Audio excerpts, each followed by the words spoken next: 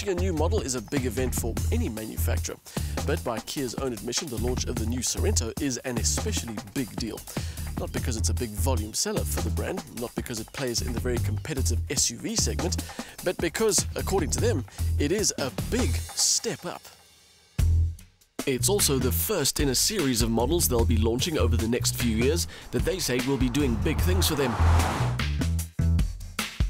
For now though, the Sorento is the first example of a next-generation Kia, and it doesn't take too long to realize that they're not kidding about that big step up. Quite literally. It is longer and wider, and it is overall a more considered design. The old Sorento wasn't an ugly car, but this one is more purposeful, more stylish, and it will certainly turn more heads. If you ever get the chance to read what the Kia PR machine says about this car, rather don't. It carries on with terms like street wolf and tiger nose, and really none of it does this car any justice. It is a very nice looking machine this. Despite it being as big as it is, it still manages a certain slickness. It's never bulky or over the top. It's just the right amount of well sculpted surfaces and real presence. The inside of the Sorento is also all new. Practicality aside, a good interior is made up of decent materials, comfort, and the right amount of toys to make the drive more bearable. The old Sorento had all of that, but now they've added the magic fourth dimension: good design. Before it was all the right things in the right place. Now it's all of that in an interior that looks this good. The wide wraparound look is the kind of thing you'd expect to find in something, at the risk of offending Kia, with a little more design pedigree. The tiny color LCD in the center is about the only thing to complain about, but Kia will be bringing a larger screen as an option in the coming months. Looks aside, the spec level of our SX test car is high, with everything from keyless operation to a panoramic roof as part of the price. It also has superbly comfortable electric seats with cooling and ventilation. The new Sorento is available as a 5 or 7-seater. Our test car is the bigger of the two, with its third row folding neatly into the boot floor. But it has the typical passenger or luggage but not both conundrum, with the third row of seats eating the available luggage space almost entirely when they're in place.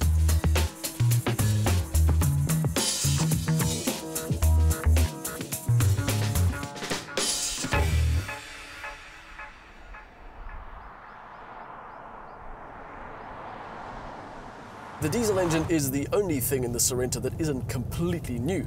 It's been carried over from the previous generation, but they have worked on it to make it more refined and more fuel efficient. It's a 2.2 litre with 147 kilowatts, and it is, in a word, adequate. It has got a very odd power delivery though. The 440 Newton-meter torque peak comes in at 1,750 RPM, but the power band is only 1,000 RPM wide. So you get impressive initial acceleration, and then it's pretty ordinary after that. The in-gear acceleration is fairly good, helped by a smooth 6-speed automatic. It never struggles, this car, and the overtaking that was done during a mini road trip through the Mpumalanga Mountains was always effortless. Claimed fuel consumption for this model is 6.7 litres per 100 Ks. The Sorento has got selectable drive modes, one of which optimistically is called Sport. It firms up the steering and the suspension, although it doesn't magically make this car feel half its size or half its weight. But for a pretty big car that's taken on some mountain passes and some pretty quick changes of direction to avoid lurking potholes, it has felt pretty good. That's all helped by our test car's all-wheel drive system, which is in turn helped by electronics that can brake the inside wheel when it detects a loss in grip, as well as transfer torque between the front and rear axles. If you want to make the most use of the Sorento's all-wheel ability, it does have a lockable diff, but the approach and departure angles are average. We've been driving for about 6 hours now, and we've been racking our brains as to exactly who this car competes against. It's not like a 3 Series where you can say there it competes against the C-Class or the A4, because at the bottom end of the Sorento spectrum, 380,000 Rand, it competes directly against the Toyota Fortuner. And then as you go up the range, it competes against the Chev Trailblazer or the Jeep Cherokee or the Hyundai Santa Fe. Our test car at 630,000 Rand goes head-to-head against the Land Rover Discovery Sport. So, who this car is competing against depends very much on how much money you have to spend. In the case of our all-wheel drive 7-seater 2.2-litre diesel test car, that competition is pretty thin on the ground at this price. And while taking on a Land Rover Discovery Sport is a tough proposition, the big Kia should have an easier time further down the pecking order. It's got a drive that's as good as the rest, and a good mix of style and spec, and a well-sorted interior. It's also got options available as a 2 or all-wheel drive, 5 or 7 seats. So it can certainly match the competition when it comes to spec, but as far as almost all of them are concerned, it completely outdoes them on style.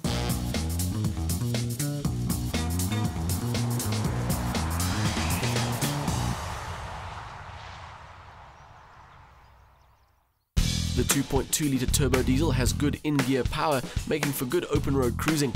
The early torque peak is also fairly narrow though, making for a rather odd power delivery. The new Sorento has plenty of style, space and spec, and the range of seating options and drivetrain should be able to please a wide range of customers. The higher spec model may have a hard time convincing customers it's worth the asking price though.